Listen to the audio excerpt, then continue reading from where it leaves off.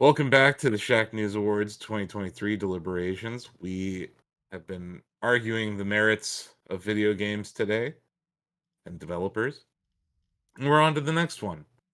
It's an ongoing series of deliberations, and we're going to be handing out the Shacknews Award for Best Ongoing Game of the year 2023. This is an era of live service games that we live in now, so we made a category for them. You don't necessarily have to have launched previously to be in this category, but usually that's the case. So these are games that were already out that have done something to really improve their game or, just support their community with all sorts of stuff, be it modes, be it special events, be it a really huge pack of rockin' DLC. So let's get to the nominees and then we can get to talking about them. Our first nominee is Marvel Snap. This is that card game built in the Marvel Universe by the folks who made Hearthstone, Second Dinner. Very solid game. It was our Shacknews, our Modojo at Shacknews Mobile Game of the Year last year in 2022. And a delightful game that's even on PC now. It was on PC last year, but it's been ported to PC this year. Next up, another darling from last year, Vampire Survivors, which has not just seen ports to other platforms this year, but tons of free updates, adding adventures most recently, adding new characters to play, new levels to play, new modes, 4-player co-op, lots of stuff has been added to Vampire Survivors this year, and you can play it on Switch now, which is just delightful. Our next nominee, this little game from a team called Epic Games, called Fortnite, which has since our to give people context, like we recorded this after the Eminem event or the Big Bang, so we saw the roadmap that's adding rocket racing from Psyonix, the people who made Rocket League. It's going to be a game within Fortnite. There's a Lego Fortnite experience that's coming to Fortnite. Peter Griffin is in Fortnite now. And the bird is the word dance emote is also in Fortnite. And then, yeah, they also did this very interesting Eminem live event just this past weekend that had a ton of people watching and cut out probably the more interesting parts of the songs that he played. But either way, Fortnite definitely deserves a nomination just for being so massive, and the everything they've done with the UE Fortnite engine, that you can make things inside of Fortnite now. Like, game developers are making games in Fortnite. It's all very interesting stuff going down over there. Our next nominee is Hunt Showdown. This is a how do you describe it? It's PvPvE. PvPvE, It's an parties of extraction 3, shooter. an extraction shooter. These are all very interesting buzzwords. If you haven't played the game, we highly recommend it. It's a fun game. It's cool to play with friends. It's pretty intense. Level design is solid. Sam, what have they been adding this year? What would you say stuck out for you this year in Hunt? Probably three main things. They added the Stalker Beetle, which is like a drone that you can throw out, but it's set within the sort of aesthetic of the game. They added a rain map, raining like biome effect to the map, and they added like a fire effect to the map as well. But I mean, I That's can fair. go on a little bit more about it. Are you Yeah, still sure. reading? Yeah. Yeah, no, I'm still reading the nominees, but I just, little context to why Hunt is in this category. Yeah. The games have been out, and yeah, they are improving it. They're adding to it. It's a live service game, and it's really fun. Our next nominee is Hitman: World of Assassination. I just feel like I have to say it like that when I read it.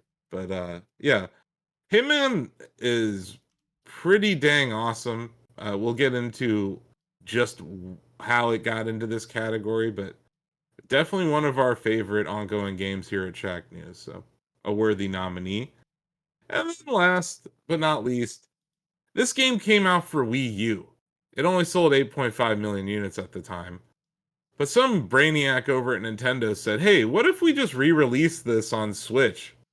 And now it's sold 57 million units. And that same brainiac at Nintendo last year was like, "What if we just put every course and car and character in this game?" And that's the booster course pack or pass. Nintendo dropped a DLC pack for Mario Kart 8 Deluxe that really is a lot of fan service. If you're a fan of this franchise, from the early days to now, from the Wii days to now, from 3DS days to now, or DS, or if you even like Mario Kart Tour on mobile apps, those tracks are now available in Mario Kart 8 Deluxe. There's so many tracks, so many characters that one really has to wonder if they're ever going to make another Mario Kart again. And I know that the 8 also looks like an infinite symbol, so it's possible that this is the last Mario Kart game and we're just going to play it forever now because it was that good of an update. So those are the nominees. These are all very, very good games. I don't think there are no bad games in this category. There's obviously some newer franchises here like Vampire Survivors and Hunt Showdown, but all of these, I know that Marvel Snap is a new game as well, but Marvel's not really a new IP out there. But yeah, these are all worthy nominees. Um, who wants to talk Marvel Snap first? I can do it. Okay, go for it, Bill. So actually, I heard this is the neat little story. Is that I actually heard about Marvel Snap when I don't know if it was during an actual deliberation. I think it was more like in awards season last year. Someone on staff or several someone's on staff have mentioned this Marvel Snap game, and of course, me being basically anti-Marvel all media ever was like, and then I played this card game, and suddenly it is my most played game since I heard that it existed. I'm probably in the 2 hours a day play time based on the fact that like you just pick up your phone and you play a game. Um, it is nearly impossible to keep up with what's happening in this game. That's how ongoing it is. We saw today with like major patch notes and overhauls to some of the systems in the games. Every week we're seeing adjustments to cards. Every single week we're seeing new cards. Every single week we get a brand new card in the game. And it keeps the meta changing at all times because every week everybody wants to play the new card. You see that on a particular week new decks start emerging and then a new meta develops, and then as the meta gets stale, second dinner goes and squashes everybody's favorite stuff, and then all of a sudden we have to figure out what to play next. But the point is that everything that they're doing is keeping people highly engaged at all times. Like, it is not getting stale. I think I haven't looked at any numbers, but I would be shocked if it's not actually gaining popularity as opposed to sort of tailing off. And I see no sign of that slowing down. I imagine that we're probably going to be talking about this game in another year, but just the wealth of updates and the frequency of updates and the frequency of content and the wealth of content. This is it's an absolutely crazy breakneck pace that they're keeping, and also at the same time, it's a phenomenal game. I think it's interesting that the game hasn't seen an esports scene birthed out of it yet. That seems I to have be seen like tournaments, but not in the sense of what you're thinking, where you're getting kind of not like organized. official, considering Yeah. that these folks are coming from the Hearthstone team, and Hearthstone esports really kind of blew up. And I personally enjoy watching people play Snap against each other. Uh, it seems like with the PC port that we got this year, like, yeah, I agree with what you said there. Like, we're gonna be talking about Snap for a while. And I feel like the fact that we can sit here and talk about different modes or different things that they could do, yeah, definitely a solid ongoing game. What an amazing Yeah. first year for them. Like, it's been a great year. And that Yeah, game I remains agree with awesome. that. I think I also, as far as the same reason, I feel like the back and forth with the community as well has been they're really communicative throughout the time. There's the patches and stuff like that too, and new cards and stuff like that. but they also take time out to get involved with the community side of things and actually explain why they're doing the changes and those kind of things pretty regularly. Yeah. Which is really healthy for the community aspect of the game itself. And Ben will get on camera and like introduce a card and dress up like mhm. a werewolf to do it too. So it's been fun to watch. It looks like they're having fun, which Yeah. I think is I have to compare it to Hearthstone, but it just seems different. The vibe over there at Second Dinner seems It's different than what also was going on at Blizzard. extending beyond the game, and it's like I know this happens with like a decent amount of games, but there's certain games where it creates it creates conversation outside of the game, and that's something where if I'm watching video game related YouTube videos right now, it's probably Marvel Snap decks and just seeing like what people come up with and the conversations that they're having.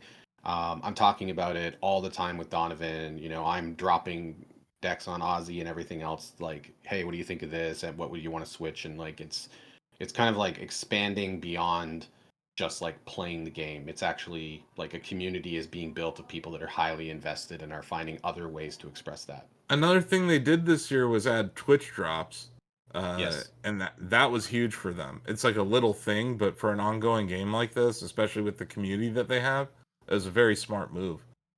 Yeah. Yeah, They and they just seem to support the be creator making. end too, which is Mhm. nice. Like the creator spotlights and stuff like that, and then getting them involved and actually, doing videos about the content and sharing information about the new cards and stuff like that. So it seems like a very healthy environment for both the game and the community around it. And the devs seem to be having fun, which I think is cool to see. Awesome. Uh, we could chat about Vampire Survivors. Here's the thing about Vampire Survivors. It was great without all these updates we got this year. Like I love the base game, but man, there's just so much. Like this. Well, how much is this game? $3. It's like this might be the best value I've gotten out of a video game in a really long time. Just the amount of time I played it, the amount of time I put in on Game Pass last year, and now that you can play it, uh, obviously on Switch or it had a mobile app last year. The fact that we're getting these updates across all these platforms at once. This is a very small team that's growing, obviously. Uh, just awesome stuff. New levels, new ways to play, adventure modes, boss battles, like things that I know there were boss battles last year, but now there's big bad guys in this game now. Like they've been able. I'm sure the financial success of the game has let them kind of look at what they had to scope out last year or 2 years ago, and they're like, hey, we can now do this. So it really felt like this year we got to see their full vision and maybe some new vision play out for what Vampire Survivors is.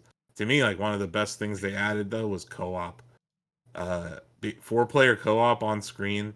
It kind of reminds me of the old Gauntlet game in that sense, but That's it's good just comparison.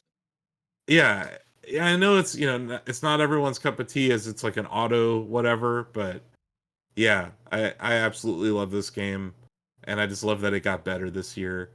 Ponkley, they've done an amazing job supporting it, and I hope that it's gonna be nominated next year too. Like I hope they keep trying to make new and fun experiences for this game. But once again, really good value at the price that they charge, and all of these updates have been free, which is just awesome.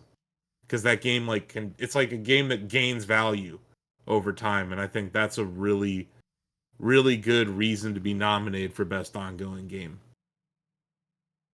Let's see. Let's go to our senior young person to talk about Fortnite. Donovan?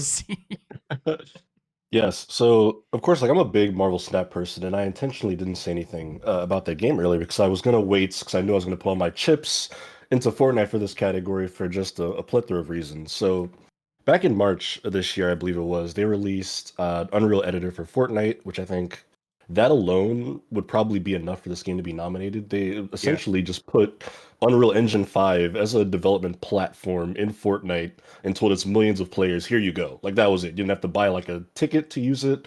People have been running wild with it. People have made horror survival games in Fortnite that you can just play from the main menu. People have put spy thrillers in there. They've recreated Squid Game, done all sorts of crazy shit in there with those tools. Which just what that has done for that ecosystem, for those players getting into game development has been crazy. But then you go a few months back where they did the OG season, which is where they pretty much restored Fortnite to its 2018 state when the game first came out, first kind of went viral. They brought back the original map, all the original weapons, and got this huge resurgence in player base. The game peaked last month. Fortnite peaked at 5.8 million concurrent players, which is the highest it's ever had in the 5 years it's been out. As popular as that game has been over the years, it had more players than it's ever had last month during its OG season. They recently announced they're going to do that again in 2024. And then uh, last week they launched Chapter 5, which is the next big, massive update. We talked about it earlier with like Rocket Racing. Psyonix developed Lego Fortnite, which is essentially like a fully fleshed out survival game. It's like Minecraft, but Lego within Fortnite. That's just a new game that's going to exist inside of Fortnite free to play. And then also Harmonix has done the new music game, Fortnite Festival, Fortnite Festival, which, yeah.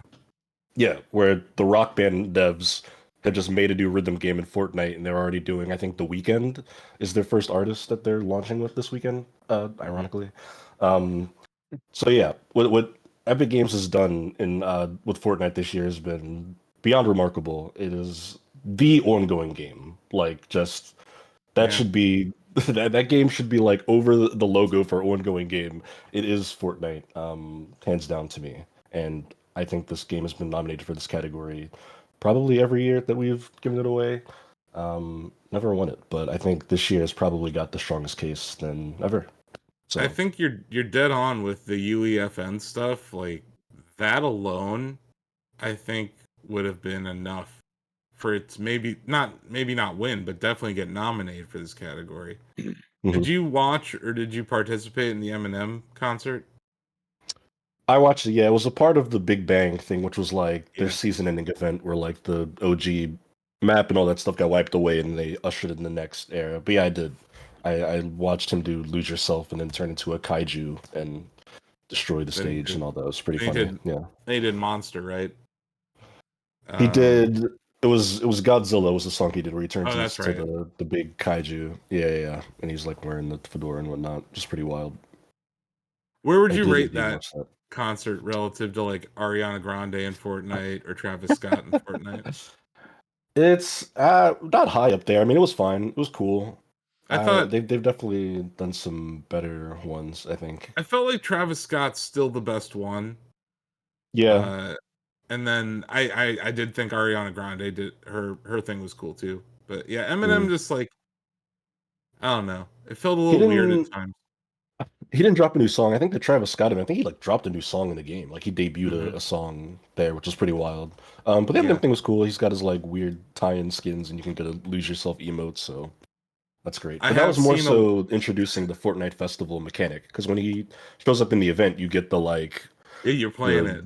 you're playing the song like rock band style. So Yeah, the event also had like a moment where you were in rocket racing, right? yeah. Yeah, they Yeah. bring you through all three very briefly. So like it's just those events, like I had to bring it up too, Don, because like to me those events are why I value this game as an ongoing game. It's like no one else is doing anything like that to that in that Mhm. scope. And every time they do it, it impresses the hell out of me. Especially Eminem, like have you ever tried uploading an Eminem song anywhere on the internet? Like, how much money did they have to pay him to allow streamers to post those VODs? Because, like, you post Yeah. 30 seconds of an Eminem song, Godspeed. The ninjas are going to be breaking through your window. But Mm. we have to move on. But I'm glad we gave you the proper amount of time to make the case for Fortnite if people weren't necessarily paying as close attention to the game. But yeah, it has been like a very, very good year for Fortnite. Even if things at Epic Games aren't going great, Yeah. the Fortnite team is doing very well, and it looks like they're kind of the whole team, every team inside of Epic is kind of rallying around Fortnite right now. Also, that concurrent number you gave us, Donovan, it's even more impressive when you realize this game isn't on iPhone or Android anymore. So No, they're beating their records without the same addressable market. So that's, I think, really impressive.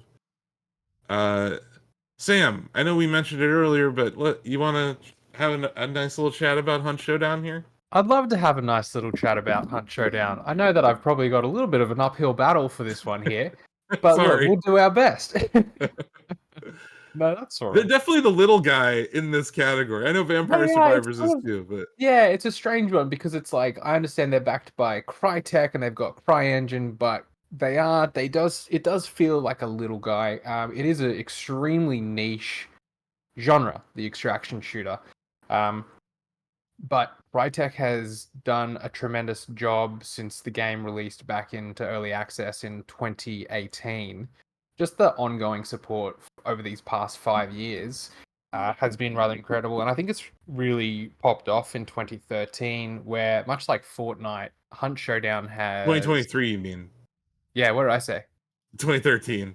Yeah, no, I'm sorry. It's It's all 5 good. a.m. in the morning. My brain is a bit. No, it's all good. I just wanted to make sure. Yeah, 2023. Thank you very much. Yeah, they broke their concurrent player count to 44,000 players. It usually sits at about 12,000, 16 to 12,000 players here, and that was due in part to one of the new events called the Tide of Shadows, which added a new wild target, Rotjaw, a crocodile that you could just encounter randomly between the encampments, and they also added rain.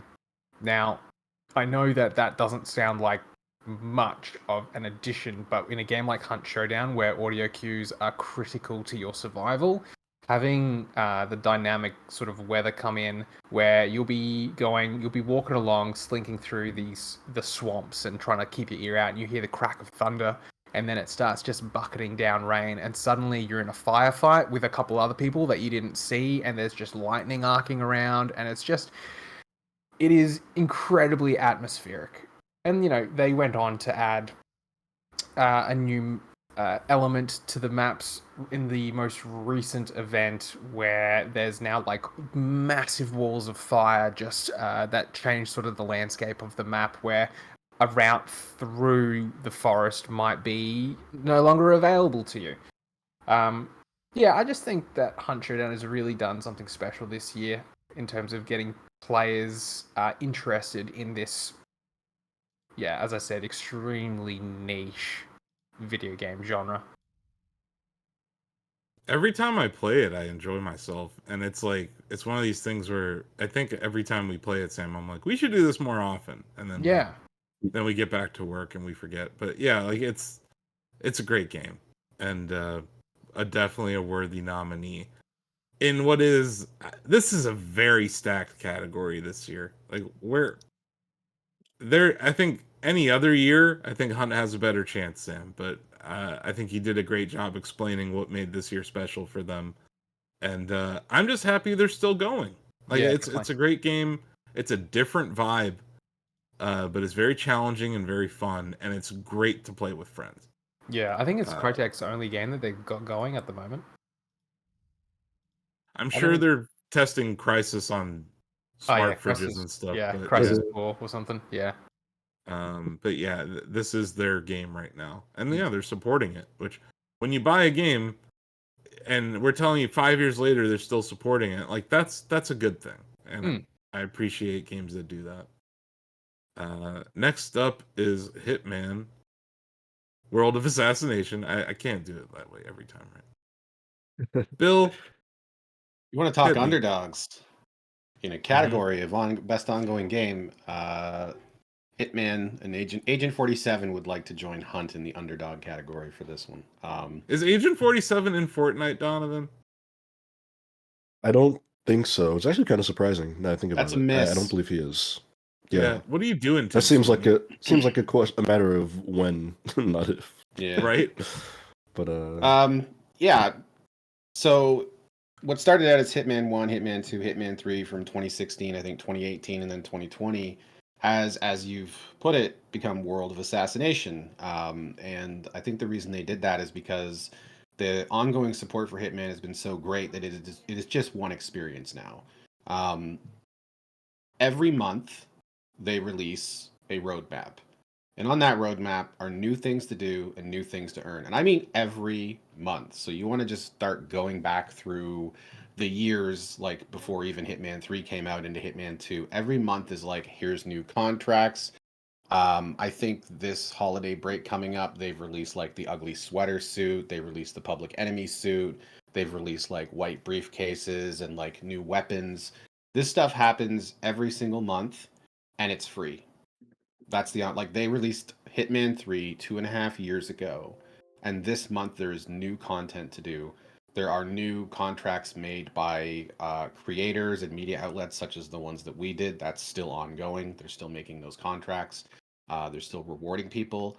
And again, like although they have done DLC in the past, these monthly roadmaps and content drops are free. The freelancer mode that they added 2 years after the game came out, completely free.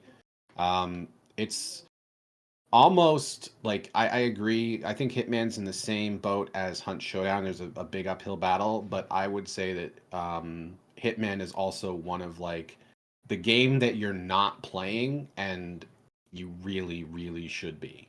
Like even if you're not going to play it on an ongoing basis, such as a hardcore person like myself, I feel like folks that don't really or have never played Hitman are actually missing out on the conversation. That's the support they have given it since 2016, literally 2016, is phenomenal. It is crazy, and they're not charging you like Destiny 2 is for your season pass every 3 months, or not even Destiny 2, but tons of games that are like, hey, you want this new roadmap, you want this new content, here's a $10 season pass or a $15 season pass. Nope, free. I will say that that's my biggest negative about Marvel Snap. Their season pass prices are very high for the amount of time that they last. And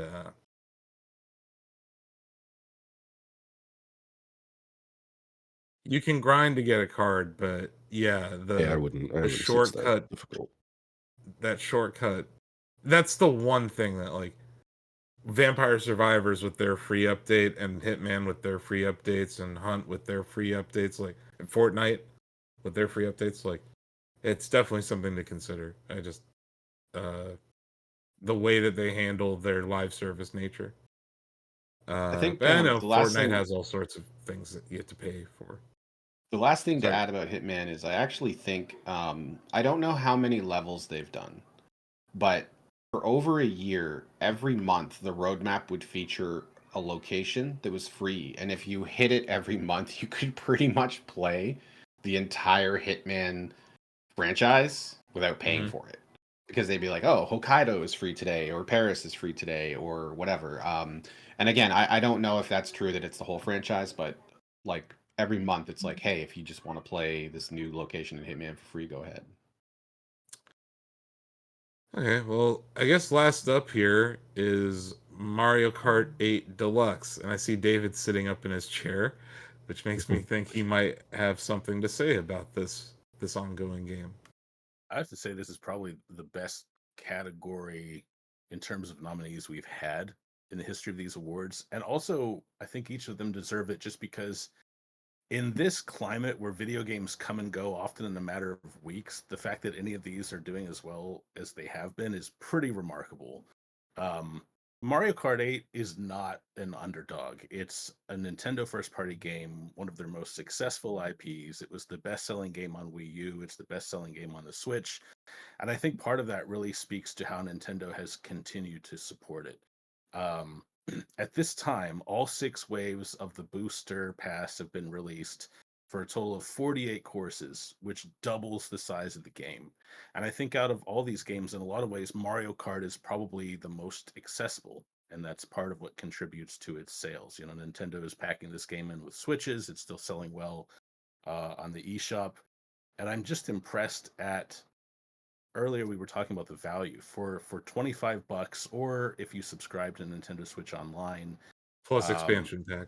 plus the expansion pack, you get these courses. I have endless amounts of fun with this game. The courses are all very quality. Nintendo doesn't just kind of copy and paste from old games. They really take the time to add new features. I mean, DK Mountain, I think, is a fan favorite.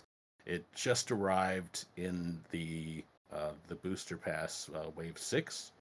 It's great, and I've really just had a lot of fun playing these tracks. If any of you watched our Able Gamers charity stream from December 1st, we had a ton of fun playing Mario Kart 8, and my fun with this game just hasn't diminished. It's still my favorite kart racer. I definitely lean more toward arcade style racers, and I just love this game. I've loved it since 2014. I love it even more now, and the value proposition Nintendo has added here is just phenomenal. Yeah, to And just also like it's highway robbery too at the same time, because they didn't have to make a new game, and they They did. and here we are. But you're right, they did support it. Sorry, Greg, I interrupted you. No, yeah, to David's point, like just like they added so many new tracks, it would have been like, and these are tracks from like DS and like Super Nintendo. You can't just like copy paste; And you have to remake them, and then they even added mechanics that you only found in Mario Kart 8 in these older tracks. Yep. That didn't exist and before. the further back, exactly, and like the further back you go, like the amount of work they have to put into like the fidelity and the size of tracks from like Super Nintendo, the original Mario Kart, Mm-hmm. is pretty phenomenal. But like I just think this game is a delight in every way. When Asif and I were streaming the charity stream from the Shacknews office on the first, I played Mario Kart 8 on my Switch OLED for the first time, and was just amazed at how good all these courses look. And I play docked most of the time on an OLED TV, but Mhm. there's just something about that screen and just how all the courses pop and really contribute to the overall experience. So I this is can't remember which Rainbow Road we were playing on, but I just like glanced over at your the Wii Switch and I was version. like, Yeah. yeah, I was like, my God, that looks amazing. And Yeah. yeah, it's Nintendo art style over graphics, man. Like they don't have the highest Always. fidelity graphics, but they have some of the best artists on the planet. Also, Kart is this mixture of awesome art, awesome gameplay, and amazing music too. So we Yeah. got even more music with this update as well. Yeah, that is Mario Kart 8 Deluxe. I just don't know where the hell the franchise goes from here. But Yeah. that's a topic for another day. Just speaking to the music though, that's one of my favorite parts of replaying classic courses. Like I think they do a great job with the music in every game. And you can also like whenever I play a track from Double Dash, it's very distinctively Double Dash, from the GameCube. But like the Rainbow Road tracks have all been bangers, but on like a deeply emotional level. Like I got chills playing the Wii edition of Rainbow Road and hearing that music again for the first time and who knows how long. It's just it's weird because like value proposition is something that Nintendo has and hasn't done off and on over its history, and this is probably one of the base case studies of them just going like let's just keep supporting this. And obviously the sales contributed to that, but they stopped other games much sooner, best Sure. selling games as well. And Sure. this one just continues to, if they kept it going, I would not complain at all. I love Mario Kart 8 Deluxe. It's one of my favorite games of all time. Yeah, I hope it. I don't know what the hell next system's gonna look like, but that's a game that I would love for there to be backwards compatibility support. I think that's an important one because 57 million people already bought it. It would be lame if you made us buy it again. It would be more than lame. I think there would be a pretty big. If any of you were old enough to remember, like parents were freaking out when Nintendo announced that Super Nintendo was not backwards compatible with NES Yeah. games, and I feel like today, given the install base of the Switch, that has to happen. If it doesn't, that's a huge fail on their part. So maybe we'll be seeing this game again in this category down the road. But those are the 6 nominees. Hey Ozzy, we're doing best ongoing game right now. And yeah, we already talked about all 6 of them, so we're just gonna get to the vote. Let's see. Who should I start voting? I'm gonna start with Denny. Oh, you're muted. Oh, you're muted, Denny. I think you might be muted, but he's also drinking some water. Yeah, I know I was having a coughing fit there. Okay. Yeah. Yeah, this is man, Donovan's kind of won me over a bit with the Fortnite end, but I'm still gonna show love to Marvel Snap. Mm, I think that as an ongoing game, as someone who wasn't necessarily into the game for the first like portion of the year last year, I got into it because of both the staff and some of my friends were starting to play, and to mhm. see how much that they've kept going with the game. I've actually gotten more friends into it since then, just because of how active both the community and the game itself is with updates and everything's there. And I feel like that's like the kind of the spirit of what I like to see from a game like this. And like So yeah, speaking to just that how much better it is than a year ago, you couldn't even play with friends a year ago. And yeah. now here you are, and like it's a whole other way to play that game. A solid vote. David. Can I use my one abstain for the day? I want to hear some other votes. Sure. All right. Donovan, you sticking with Fortnite? Indeed, I'll be sticking with Fortnite. Nice. I thought you made a very good case for Fortnite. I'm gonna wait. I'm gonna just wait and see where things go from here. Greg. I'm gonna do Mario Kart, and if Steve was here, he'd call it Mario Kart. So He would. Ozzy. These are all really good nominees, and I love the creativity of Marvel Snap. I love how Fortnite somehow manages to keep, if not reinventing itself, at least like keeping itself fresh.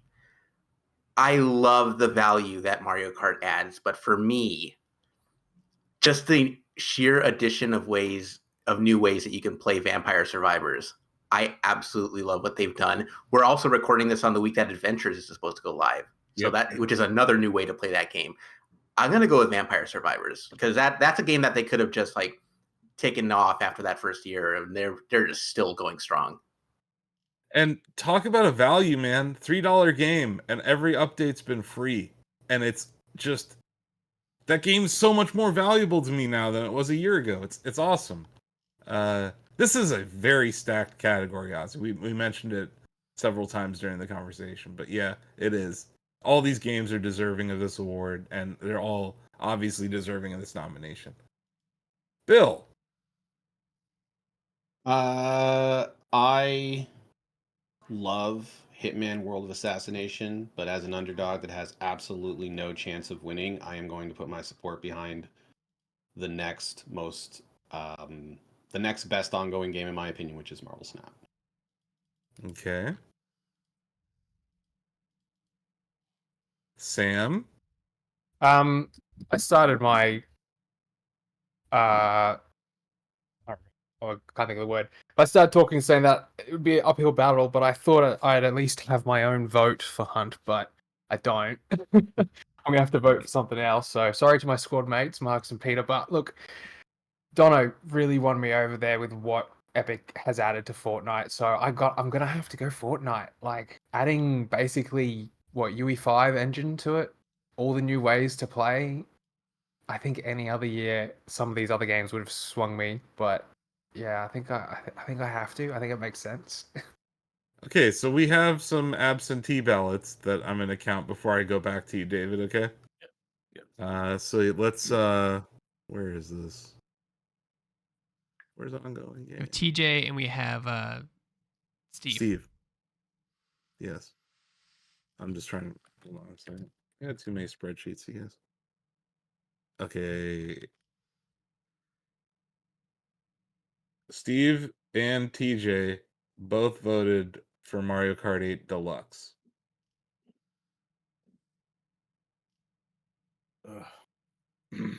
So David.